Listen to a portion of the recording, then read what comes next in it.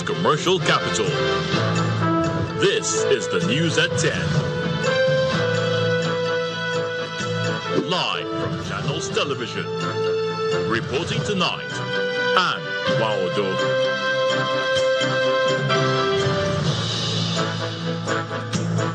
Hello and welcome. Tonight, several feared dead as suspected military airstrikes hit communities in Shiroro, Niger State, even as military denies hitting civilian targets.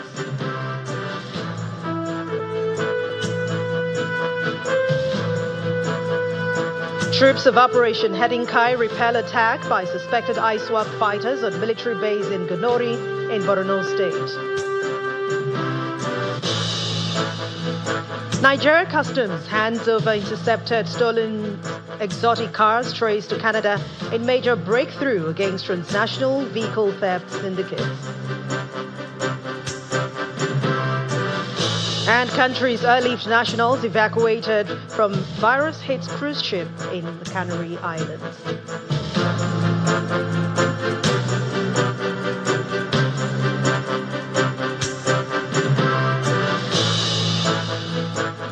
Residents of Gurandnai, a settlement near Kasasu in Shiroro local government area of Niger State, say a suspected military airstrike struck the community in the early hours of today, destroying several houses and leaving casualties feared. The incident reportedly occurred around 5 a.m., though the exact number of those killed or injured could not be immediately confirmed. Eyewitnesses say the armed men on motorcycles had passed through the area while being pursued by military aircraft with bombs dropped near Kasosu and Gurandnai. Residents claim that this was not the first time Shiroro communities had experienced accidental airstrikes resulting in civilian casualties. Meanwhile, the defense headquarters has denied reports that civilians were killed during the airstrikes carried in Shiroro local government area of Niger State, insisting that the operation only targeted the bandits. According to the statement by the Director of Media Defense Operations, Major General Michael Onoja, the operation was conducted following intelligence reports indicating the convergence of armed bandits at Lukukwe village in Shiroro local government area on May the 9th, 2026. The military says the Nigerian Army Command subsequently carried out multiple air interdiction strikes between 9:55 p.m., 11:55 p.m. on May the 10th and 6 a.m. across suspected bandits' hideouts in Katemar, Boko, Kasasu, and Huduru villages. General Onoja also says the local intelligence sources confirmed that the aerial bombardments were precise on targets in Kasusu, Terema, and those other villages. And according to him, about 70 bandits were killed in Kasusu alone, while surviving fighters were seen evacuating the bodies of their colleagues for burial. And staying with security matters, troops of Joint Task Force in the Northeastern Zone, Operation Heading Kai, have repelled a night attack by ISWAP terrorists on 120 Task Force Battalion in Goniri under Sector 2. The assault, which began late on Saturday, May the 9th, and lasted into the early hours of Sunday, May the 10th, was decisively crushed. Advancing insurgents from the Mandunari axis were detected early and met with a coordinated spoiling attack that forced them into a killing zone. Air and land components combined to decimate the retreating terrorists, ensuring the camp remained secure with no equipment lost. Recovered items include one general-purpose machine gun, 2 PKT weapons, 5 AK-47 rifles, several belts of assorted ammunition, and other personal effects. Wounded soldiers are reported to be in stable condition and receiving medical attention, while exploiting operations continue to consolidate gains and track the fleeing insurgents. We turn our attention to politics now, where the governor of Rivers State, Siminalayi Fubara, on Sunday abruptly walked out of the All Progressives Congress governorship screening exercise in Abuja, deepening speculation over growing political tensions surrounding his re-election bid. The governor arrived at the Plateau Governor's Lodge, which is the venue of the screening, at about 3 p.m., but left the session less than 30 minutes later without addressing party members or journalists waiting outside the premises. When approached by reporters seeking clarification about what transpired during the exercise, the governor declined to comment, responding briefly with the words, "No comment." Meanwhile, 7 aspirants of the All Progressives Congress have stepped down from the 2027 Kano Central Senatorial District race, endorsing the former Kano State Governor, Ibrahim Shekarau, as the party's consensus candidate. Now, this decision was reached after intense hours of deliberation at the meeting convened by Governor Abba Yusuf of Kano State, held in Abuja. Our correspondent, Emperor Simon, reports. After several hours of meeting behind closed doors at the Kano Lodge in Abuja, stakeholders of the All Progressives Congress from Kano Central Senatorial District, alongside Governor Abba Kabir Yusuf of Kano State, stepped out to brief journalists on the outcomes. A major decision has been reached. APC aspirants for the Kano Central Senatorial District have decided to withdraw from the race for former Governor Ibrahim Shekarau as a consensus candidate. We are unanimously and voluntarily agree to step down, not only to step down, to work together as one family. We are calling on our supporters to unite and work together, and we vouch to give all it takes to make sure that APC have won in the forthcoming 2027 election in Kano State. For Mr. Shekarau, who recently defected from the People's Democratic Party to join the APC, this endorsement means a lot. We are going to embrace everybody. It's going to be a family. We want to carry everybody along. So on the whole, we promise the president, the governor, and all other contestants in Kano that Kano will deliver. Commending the decision of the 7 former aspirants, Governor Abba Yusuf expresses confidence in APC's victory across all levels in 2027. I feel happy because Kano is one. Now we are more united. Our concern is to ensure that Kano come first. We ensure that by the grace of Allah, Mr. President and Commander-in-Chief of the Nigerian Armed Forces, Bola Ahmed Tinubu, all the senators, all members of the House of Representatives, as well as the governor and all the State House of Assembly members will be returned unopposed by the grace of God. With this agreement finalized, the APC has reached a consensus covering all 3 senatorial districts in Kano State, as well as the governorship position. The party is also consulting over House of Representatives seats and other various positions in the state, raising the question of whether APC primaries may still be necessary in Kano State. Emperor Simon, Channels Television News. And in Osun State, the stakeholders of Accord political parties say that they are optimistic that socio-political and various indices have indicated that the people of the state have resolved to re-elect Governor Ademola Adeleke for a second term in office. During a walk to victory rally held across strategic places in Osogbo, the stakeholders insist that the people have demonstrated their resolve in so many ways, among which is the regular defection from different political parties into the ruling party in the state.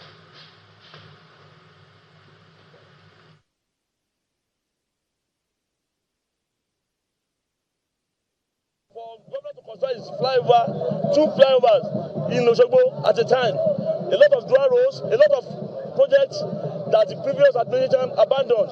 He has completed almost all the projects. So we need to show him appreciation. As we are moving from Italokan to this place, you can see the business owners and others. You can see what they are doing. They are showing us the love. They are waving, trying to let us know that they are with us. So people of Osogbo are with us, the business owners are with us, and all the artisans, they are with us. All other sectors, they are with us, because we have transformed Osogbo, not only Osogbo, Osun State, into a small London. When you see something that is good, you don't have to be forced before you join. These are people who have seen the great work that Mr. Governor is doing, the progress that Osun is recording, and so willingly they have decided to join the moving train. That is what is happening here today. And so what you are seeing here today is a demonstration of that commitment. The way you have seen this large crowd today is the way you will see votes massively delivered from Mr. Governor on the 15th of August. Staying with politics, the Arewa Youth Assembly is asking Nigerians to be wary of persons seeking to destabilize the Progressives Governors Forum as a prelude to destroying the All Progressives Congress from within. Addressing a news conference in Abuja, the Speaker of the Assembly, Mohammed Sani, alleges that there are now moles within the APC who want to work against President Tinubu due to one grievance or the other. We shall not sit idly and watch them achieve their sinister goal.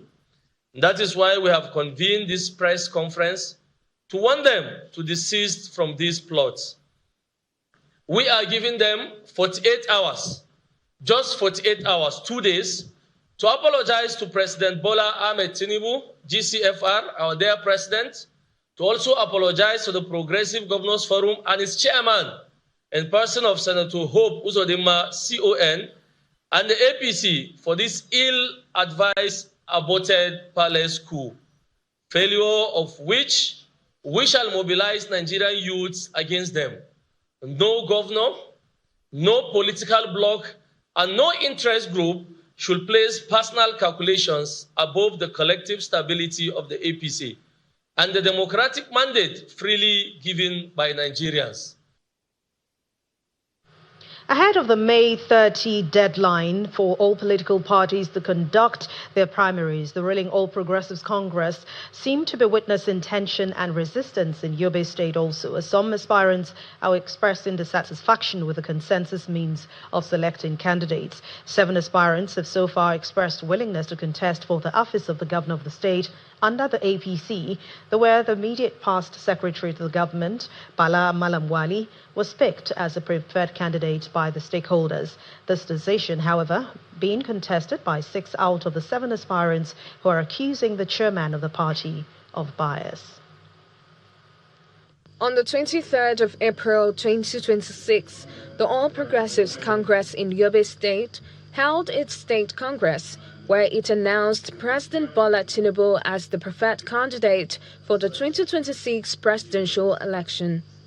The party members also agreed to select other candidates through consensus. The APC Yobe State chapter has also resolved to adopt consensus as a mode of election to produce its candidates for the governorship, state National Assembly membership, and state assembly membership. A few days later, the immediate past secretary to the Yobe State government, Baba Malamwali, was considered as a consensus candidate for the governorship position at an event attended by Governor Mai Malabuni, the party chairman Mohammed Gadaka, Minister of Police Affairs Ibrahim Gaidam, and a few others. 6 out of 7 aspirants, including the former Inspector General of Police Usman Alkali Baba, have rejected the announced candidate. The aspirants, as well as their supporters, are asking the APC chairman in the state to resign from his position as they pass a vote of no confidence in him ahead of the party's primary election. They came out with a candidate in person of Baba Malamwali, the former SSG of Yobe State, as a government candidate, of which it is unfair. And the leadership of the party in the state, the chairman of the party in person of Mohammed Gadaka, he went and raised up the hand of Baba Malamwali without primaries, without reaching consensus. He take a side. He become a bias. He compromised his leadership. That is why we in the Yobe Parliament, we asked him to resign in his position because he has already taken side. We expect that he will not give us a fair and free and fair election during the primaries. Efforts to speak with the leadership of the party on the accusations proved abortive. Meanwhile, different groups in the state, including Yobe South APC Christian Forum for Inclusive Governance and Yobe Youth Forum, have continued to rally behind Mr. Baba Malamwali. We believe that the endorsement of the former secretary to the state government, Alhaji Baba Malamwali, MNI, as our party's candidate is an appropriate, timely, and strategic decision. All eyes are now on the party, whether Baba Malamwali stands as the governorship candidate of the party or if the option of direct primaries will be explored. In part two, after the break, Nigeria Customs Service hands over intercepted stolen exotic cars traced to Canada in major breakthrough against transnational vehicle theft syndicates. Please join us again.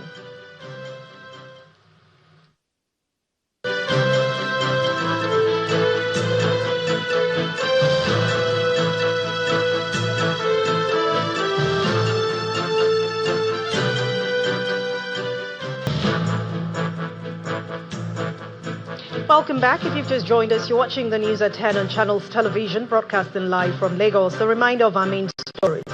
Several feared killed as suspected military airstrikes hit communities in Shiroro, Niger State, even as military denies hitting civilian targets. Troops of Operation Heading Kai repel attack by suspected ISWAP fighters on military base in Ginori, Borno State. Nigeria Customs hands over intercepted stolen exotic cars traced to Canada in major breakthrough against transnational vehicle theft syndicates. And country's airlift nationals evacuated from virus-hit cruise ship in Canary Islands.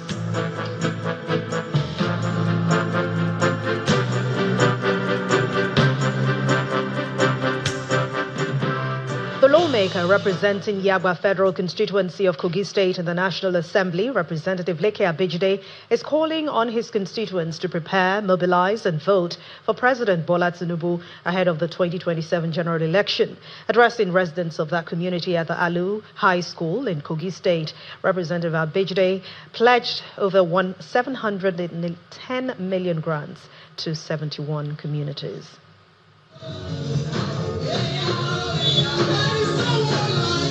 The lawmaker representing Yagba Federal Constituency of Kogi State in the National Assembly, Representative Leke Abejide, alongside his wife, arrived the First Baptist Church, Alu, in Kogi State for a Thanksgiving service and fundraising for the church.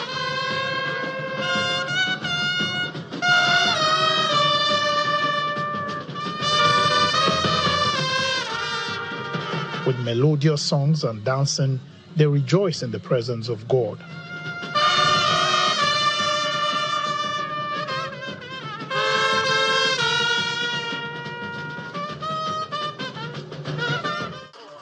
The next step for the delegation is the Alu Community High School at Yagba East in Kogi State for the disbursement of 710 million grant to 71 communities by the Leke Abejide Foundation.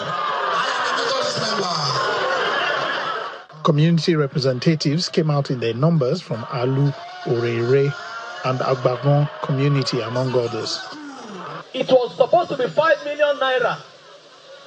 But when it came up and thought of it after a while, that in this economy of Nigeria today, what can 5 million naira do? Out of his own volition and benevolence, he said, okay, double it to be 10 million naira. Put your hands together for that. We are here today to kickstart a 710 million naira worth of community grant to 71 communities. Please, a round of applause.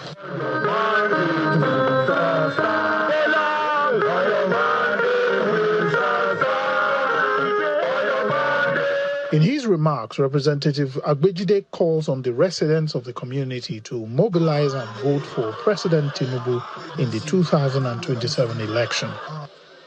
I need, in return, your full support and vote from my political mentor and leader, President Asiwaju Bola Ahmed Tinubu, GCFR. The money being disbursed is for them to do something in the community that will benefit everybody. Yeah, the women, their own, we give them money for their business. Over 71 communities will benefit from the over 700 million naira for grassroots development. The highlight of the event is the donation of 10 million naira each to 5 communities in the Yagba East of the Federal Constituency. And staying in Kogi State, residents of the state have held a 1 million man march to express their support for the second term of President Bola Tinubu. The rally was attended by Governor Usman Ododo and the Executive Director of the National Primary Healthcare Development Agency, Dr. Muyi Aino.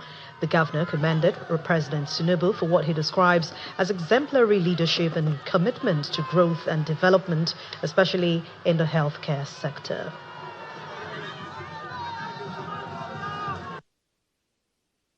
President Bola Tinubu is also collaborating with proactive states like Kogi to provide essential health commodities, the medicines that we need. Recently, there was a distribution to all local governments, all 774 local governments of essential maternal, newborn, and child health medicines, as well as reproductive health commodities. Before 2023, everybody will agree that there were many gaps in our healthcare system that made it difficult to deliver the kind of quality healthcare that you all deserve. President Tinubu, through his health team, led by the very hard-working coordinating minister, Mohammed Ali Pati, is rapidly rebuilding the foundation of healthcare in Nigeria, the primary healthcare system. In the last 2 years alone, over 4,000 primary health centers have been revitalized. The main objective is for us to march from here to government house. We all agree, and our youth, our women, our fathers, we want to tell you so that you go and tell our father that our father has made all of us to start thinking.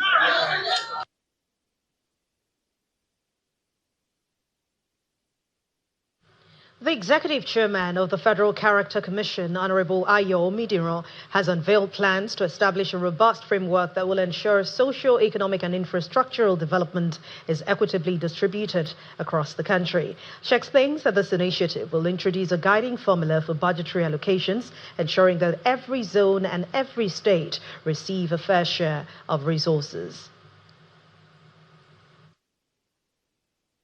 If 1 trillion naira is budgeted for a zone, we want to see what the needs are of the different components of that zone, which are the states. The way we will now they will share that money is the formula that we are working on, that I said is at the concluding stage. Okay. There are things that are going to be taken into consideration: the population, derivation, land mass, and some other things. We have like 6 items that will be considered, and we have given them percentages. So now the whole money is 100%. When we now check the percentage that each state has of that money, that's the amount that will go to that state. The state will now decide what they want to use that money for. What type of infrastructure? If it is roads, if it is any other thing. So now each ministry will say this is how much we budget for this, and then we will see that it goes across everywhere. So as you are bringing in primary health care from your own side, we are checking to see that it's everywhere. And Works is bringing roads, we'll make sure that it is everywhere. Everything will be balanced when we get the formula right. Catch the full interview. Please watch Newsnight at 9 p.m. on Monday on all channels television platforms. As part of efforts to strengthen international confidence in Nigeria's customs, anti-smuggling and cargo intelligence system, the Nigeria Customs Service, the NCS, has handed over intercepted stolen luxury vehicles traced to Canada. Speaking at the official ceremony at the Tinkan Island Port Command of Lagos, where the Deputy High Commissioner of Canada to Nigeria, Nasir Silu, received the recovered vehicles, the Comptroller, Tinkan Island Customs Area Command, Frank Onyeka, disclosed that one of the vehicles, a Toyota Tacoma, was initially concealed inside a container carrying other vehicles and had not yet exited customs control before the intelligence from Canadian authorities triggered immediate intervention. The recovery followed months of intelligence sharing and operational collaboration between the NCS and the Royal Canadian Mounted Police after authorities in Canada traced a number of stolen high-end vehicles believed to have been smuggled into Nigeria via international shipping channels. The executive chairman of the Federal Character Commission, Honorable Ayo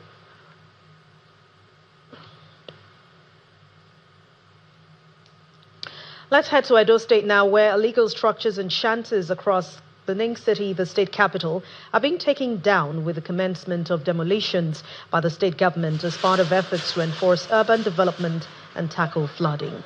Managing Director of Edo State Development and Building Control Agency, Darlington Igbali, says the affected structures were obstructing government urban renewal and flood control projects. It's so unfortunate that some of us, with the good work that His Excellency is doing to control flooding in the state and make it a better place for us, a lot of people have decided to take laws into their hands and do things that are not right. Imagine this place that is supposed to be a pathway for erosion control. Somebody in his right senses erected a barrier just because they want to reclaim land from a moat and even a road. And we said, no, it's not going to happen. The last rain that fell here over the weekend caused a lot of havoc in the community here, and we're reaching to a petition to our office. We've been here before when they started the work. We told them that they can't do anything like that here. We even came when they started and marked it that they cannot do anything like that. This is the pathway for flood. And they still went ahead to erect such structures. So we are here this morning to remove it and restore the pathway for erosion control. Of course, the state government, like we work according to the law, will definitely give you enough window. We even give you opportunity to remove it by yourself.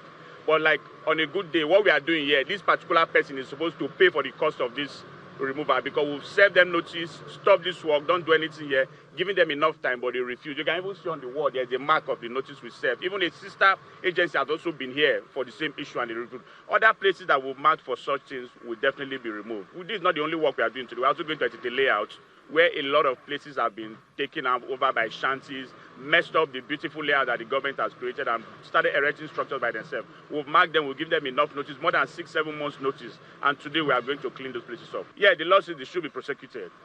And that's the next step that's the next line we are also looking at. We are not just going to destroy your property, we are going to prosecute you. We are not just going to remove the illegal structure, we are looking at ways where we can prosecute you. We've also trying to see how we can get a mobile court to handle such issues right on the spot there. We're still on infrastructural development, but this time in River State, where the 1.2-kilometer Kaataba Bridge, currently under construction by the Niger Delta Development Commission, is now at its completion stage. The bridge, which is one of the legacy projects revived by the current NDDC leadership, is expected to open up coastal communities in the area, reduce accidents associated with traveling by sea, and boost socio-economic activities there. Speaking to journalists during the visit by the team from the NDDC, the managing director of the construction firm handling the project, Mr. Christian Emilzo, says the multi-million naira design is over 80% complete. So far, so good. We are ready for the task, and we sure believe that with all we have put in place, we'll meet up the target time. This phase is from the zero tonnage. You have 900 meters to this bridge, and this bridge is about 1.2 kilometers, which is the first phase of the entire project. The entire project is about 6.3 kilometers with 2 bridges. But we are given target to finish this first phase, which we are so sure that will be delivered, all things being equal. One is the tidal challenge.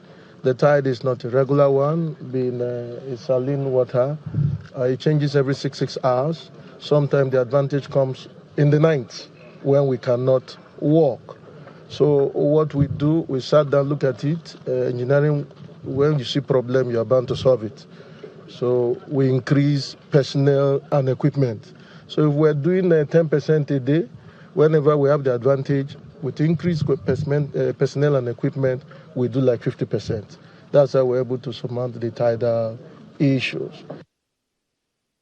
Still ahead on the news at 10, NDLEA operatives arrest 3 persons with disabilities for alleged drug trafficking during interdiction operations in Anambra and Kwara states. Please join us again.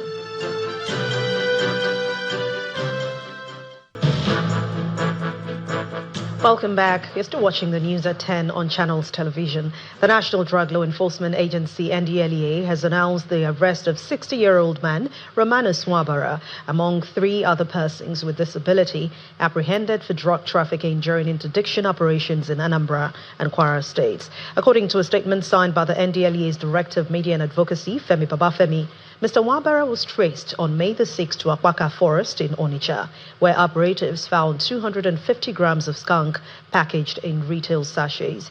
In a separate raid at the Obunike area on May the 7th, another suspect, Amos Kenneth, was arrested with 160.3 grams of tramadol and other illicit substances. This statement further reveals that on May the 8th, NDLEA officials on patrol along Bode Saadu in Kwara State intercepted a commercial vehicle where passenger Usman Salisu was caught with 6.3 kilograms of skunk concealed in a school bag. In addition to this, operatives raided a Lekki mansion in Lagos on the same day, uncovering a massive stash house containing 4,000 parcels of loud, which is a potent strain of imported cannabis, weighing 2,326 kilograms and valued at over 5.8 billion naira. Let's talk about recent statistics from the government agencies. It reveals the staggering rise in the use of synthetic opioids and local inhalants among teenagers and young adults. Our next report examines a deepening shadow over Nigeria's future, the menace of drug abuse and its proliferation, which is no longer a distant threat. Our correspondent Chris Silems reports.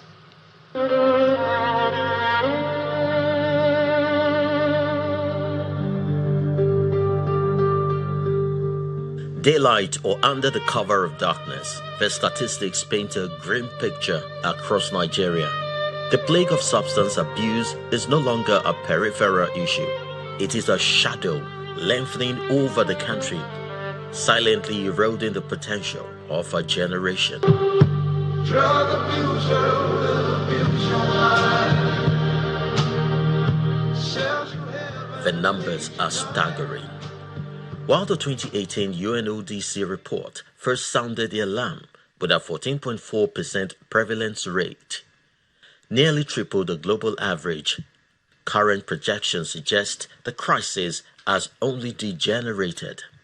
When you do adverts that promote it, when people that they call them celebrities, but they publicly promote substance use, and you can imagine the effect of this on the youth. Mental health experts argue that the traditional safety nets, family and society, are lagging behind. The stigma of addiction often traps a victim in a cycle of silence until it is far too late to intervene. Most of my patients in Yaba Psychiatry will tell you that they started from their homes. When that guest comes to your house and you go and bring that exotic drink, so you're associating that exotic alcoholic drink with status. And your son is a big man too, so he feels he should drink it to feel like a big person. The menu of distraction is diverse, from locally cultivated cannabis to high-potency synthetic strains imported under guises like Loud and Colorado. Law enforcement agencies like the NDLEA have intensified their crackdown on notorious dark sports. One such flashpoint is Jejelaye Street in Ajegunle, Lagos. Go to any street, even with the street I'm residing before I came down at Tolu side. If you go to the canal side, you will see those boys there gathering there, smoking Indian, smoking. They just look for somewhere just to hide themselves and do their business. The proximity is chilling. Our cameras captured a primary school just a stone's throw from a known drug hub. Here, education and addiction exist in a dangerous daily embrace. So I'll be fighting those boys seriously. Arrest them at the end of the day, the police will release them. The NDLA, they came around, even They go into the hotel, they search everywhere, the bar, the rooms, everywhere. They couldn't find anything. So one of the notorious was arrested yesterday. But the threat is migrating. It's no longer confined to the trenches. Drug labs are now springing up in quite upscale residential estates. If you see within your neighborhood that greens are dying or are turning yellow, are turning dry, then you have a reason to suspect. Such compounds where those things, such discharges are coming out. So those are the things and then when you keep smelling, and when you keep in the night, you keep smelling, a perceiving chemical smell from a particular compound that are not usually active during daytime, but they are active at night. Those are things that should give you some heads up to be able to alert the authorities, especially in this case, the NDLA. The correlation between this chemical surge and the rise in violent crime is undeniable. From petty theft to organized banditry, the trail often leads back to a needle or a pill. So if we can deal with drugs, we will be half done with crime. Fighting drug abuse is a complex multi-front war. It requires more than just raids. It demands an overhaul of how we view mental health, parenting, and border security. We have other categories of people. They are not using drugs. They just want to get money. And this is their enterprise. So they do it professionally. They recruit people to use. Because the more people you get to use drugs, the more people you get to be addicted. The more people are addicted, the more people you get money. In the last 4.5 years, we've made over 75,000 arrests and made seizures, drugs in excess of 15 million kilograms across the country. Until the demand is curbed, the supply will find a way. For the youth of Nigeria, the stakes couldn't be higher. Chris Alems, Channels Television. The Nigerian Navy has commissioned 6 blocks of classrooms in Mayo Belwa local government area of Adamawa State under the Chief of Naval Staff Quick Impact Project. This intervention is part of the non-kinetic approach of the Nigerian military towards tackling insecurity in the area. At the commissioning ceremony, the representative of the Chief of Naval Staff says the initiative also seeks to strengthen civil-military relations.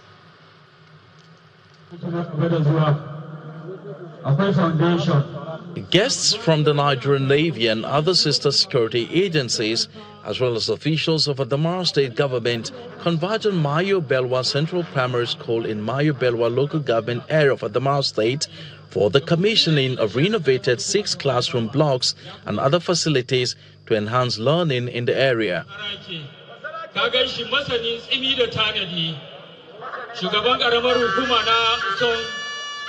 The Director of Veteran Affairs, Nigerian Navy, Rear Admiral Rahim Taufik, who is representing the Chief of Naval Staff at the event, says the initiative is part of the Navy's broader strategy to foster unity, build trust, and strengthen civil-military relations across the country.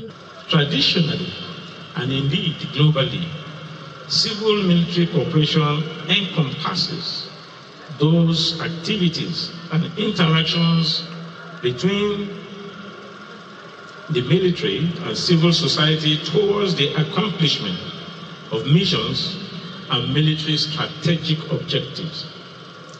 In line with this, a special quick intervention project was launched in 2024 to facilitate the attainment of the reinvigorated Nigerian Navy's civil-military cooperation's mandate.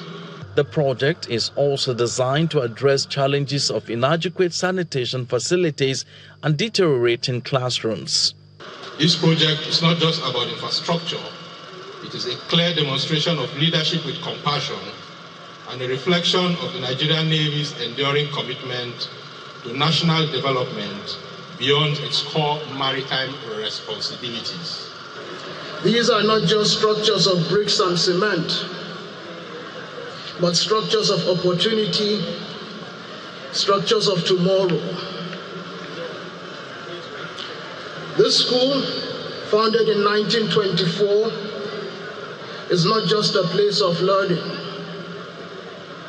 It is a place of legacy. With the speeches over, guests take a tour of the facilities.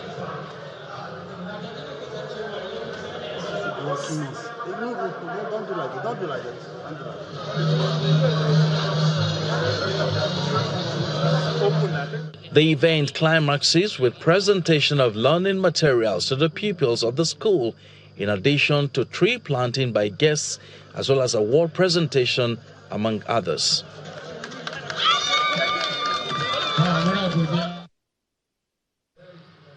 And now to the arts. Celebration is an exhibition of contemporary arts at Arami in Lagos. This group exhibition, put together by SMO Contemporary Art, shows where art and fine dining meet. We'll see it on Art Review tonight.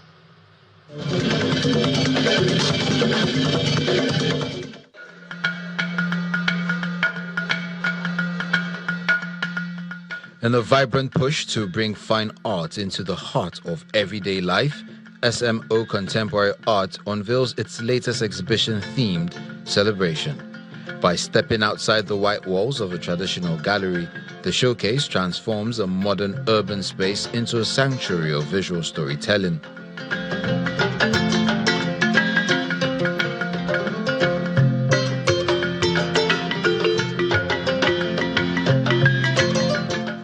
Arami has an incredible diversity of art and creative expressions that remind us of what it means to celebrate who we really are.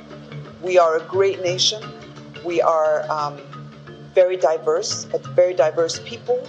We have incredible, vibrant expressions through art, through fashion, and all of this comes together at Arami. So SMO is particularly honored to be able to curate this space as a way of strengthening institutions, as a way of strengthening art within public spaces where people gather. The collection is a masterclass of materiality spanning intricate textiles, wood and metal to more technical lenticular and mixed media works. I'm exploring Ule, which is a visual language within the Igbo tribe.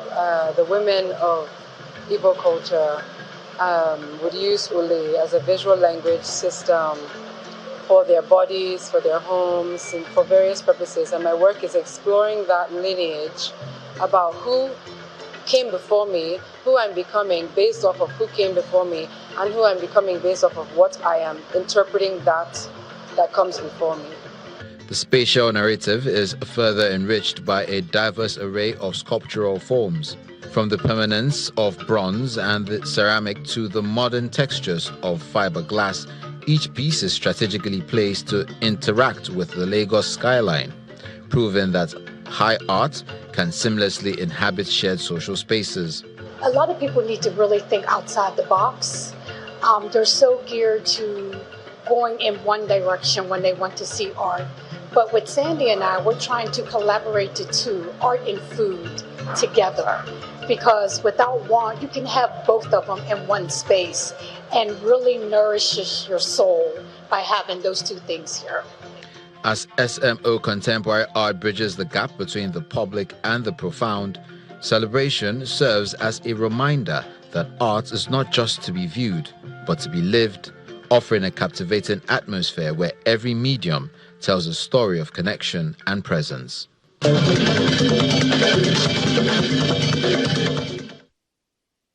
And from the art world to sports, where Rangers International are just one win away from winning the 2025-2026 Nigeria Premier Football League title and 9th titles in total. The Flying Antelopes beat Bendel Insurance 2-1. Victory over Bendel Insurance in Enugu earlier today had to put them on 1 point above Rivers United, who maintained second spot after beating Wicked Tourist 3-2 away. Rangers are on 65 points from 37, while the Pride of Rivers are on 64. Holders Remo Stars defeated Bayelsa United 2-1 in Ikenne. Shooting Stars moved to third position after a 1-0 home win against Barao FC. Con Califat boosted their survival hopes with a 2-0 away win against Abia Warriors. There are now more home wins for Kwara United, Kano Pillars and Nasarawa United. And outside our shores, Leandro Trossad's late winner moved Arsenal a step closer to the Premier League title, and he left West Ham United deep in relegation trouble after a dramatic finale at the London Stadium earlier today. But Arsenal had been frustrated by the struggling Hammers until Trossard, who struck the woodwork twice within seconds in the first half, broke the deadlock when his shots deflected in off Thomas's 7 minutes left. Well, Aston Villa blew their own chance to close on the Champions League football next season with a 2-2 draw at already relegated Burnley. For Everton, their own bid for the place in Europe's next season suffered from again failing to hold on to a lead in the 2-2 draw at Crystal Palace. The English Premier League side Chelsea has held its first ever engagement with its fans right here in Nigeria and in Africa with a famous Chelsea FC watch party in Lagos featuring former player of the club Victor Moses. This event is part of Premier League side's initiative to bring the club closer to supporters across Africa.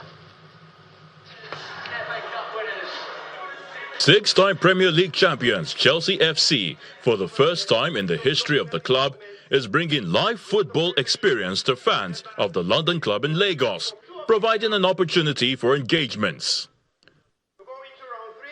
Former Super Eagles player Victor Moses, who is also a former player at the club, is also part of the famous CFC watch party, as fans watch the clash against Liverpool at Anfield.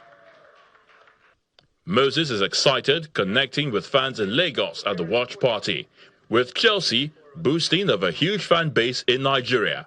It's very essential for Chelsea to have that deeper relationship with Nigerian fans over here, because to be honest with you, my Chelsea fans over here, when I was playing here myself during the national team, it was crazy having a Chelsea fan screaming your name and all this kind of stuff. But it's very important to be here, and it's an honor to be here to represent Chelsea. Moses, who scored 18 goals in all competitions for the Blues, commends the initiative of the fans' engagement by Chelsea. I think it's very important for Chelsea to put things like this together. I know how important it is for the fans and for myself. I know that this is something that Nigeria want themselves as well. And then for myself and to be here, speaking to you guys and to liaise with you guys is very important. And knowing that how deep down every single one of you love Chelsea and how you like to watch Chelsea games. The most important thing is about winning games. Obviously, we all know the situation at the moment, but I do rest assured every single one of you that next season is going to be a lot more. Fans of the Chelsea FC are excited at the opportunity to have the engagement with the club. It's a brilliant initiative, really, really brilliant, because Chelsea is huge, and not just around the globe, but huge even here in Nigeria. And to have the club come to Nigeria and you see them up close, I think it's a brilliant initiative. I just want to thank the organizers of this event. It's a very wonderful and incredible experience. When I first got the mail that I've gotten a ticket, I was surprised, and I had to confirm via the Chelsea official website, and it was a reality for me. It is a dream true to be here, standing on the stage today with Victor Moses, one of Chelsea and Nigeria legend. With football having a unique way of bringing people together, Chelsea FC has assured its supporters of more global fan engagement programs in Nigeria and across Africa. Away from sports now and outside our shores, the first passengers evacuated from the hantavirus-stricken cruise ship docked near Spain's Canary Islands have now been flown home. 14 Spanish nationals on the chartered flight from Tenerife face mandatory quarantine at the military hospital in the capital, Madrid. They were followed by French nationals taking to Paris and Britons taking to Manchester. Staff involved in the operation in Tenerife pulled white hazmat suits over the evacuees' clothes, hosing them down on the airport tarmac. 3 people have died in the outbreak on the Dutch vessel MV Hondius, including 2 who were confirmed to have had the hantavirus.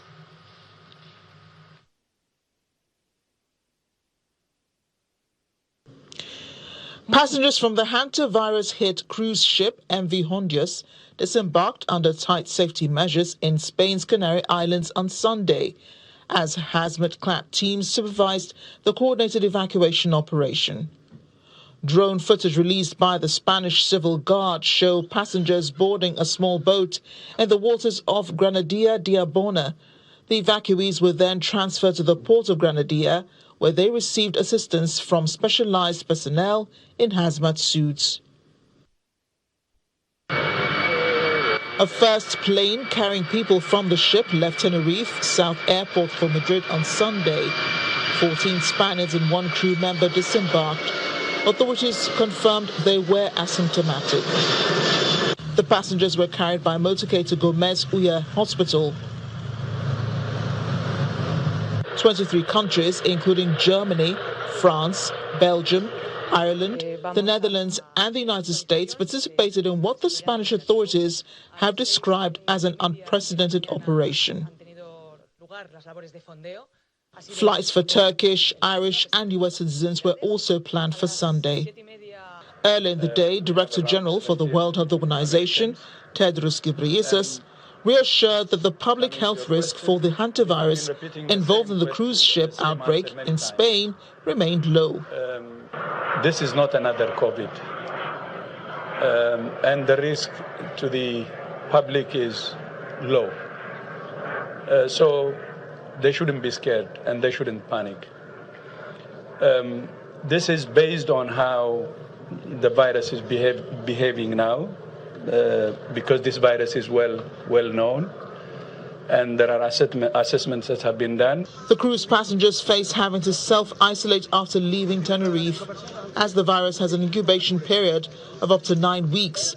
The World Health Organization recommending a 42-day quarantine period for the passengers from their last exposure. Hantavirus is naturally found primarily in rodents. While it is found globally, prevalence varies by strain and region.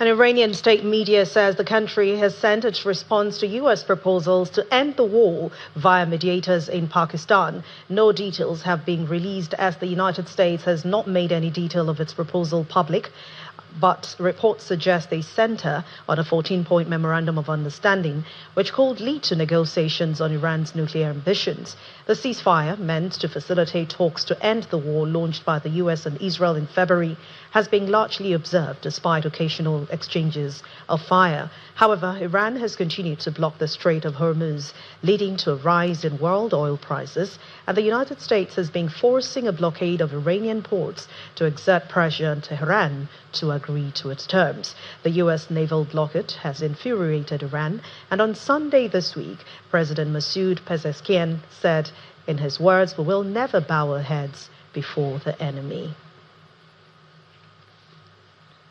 Former UK Deputy Prime Minister Angela Rayner has warned that the party faces its last chance after suffering heavy losses at elections on just last week. In a statement following Labour's disastrous performance at the polls, she says that the party had been wrong to block the Greater Manchester mayor from standing as an MP earlier this year. She also has said she's seen a potential contender to replace Keir Starmer, calling him to make the moment with bolder action to make people feel better off. She did not launch a leadership challenge herself, but her intervention will add the pressure on the embattled Prime Minister, who will now try to shore up his premiership in the speech on Monday.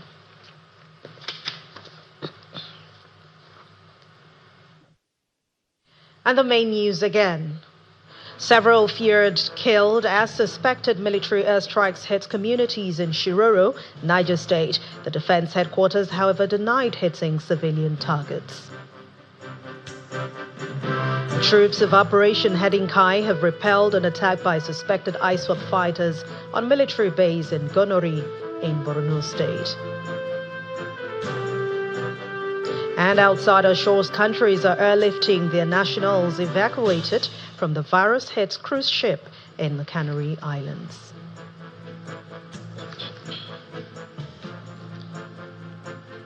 That's the news at 10 tonight. Thank you so much for watching. I'm Anne Nwawado. Have a wonderful night rest and have a great week ahead.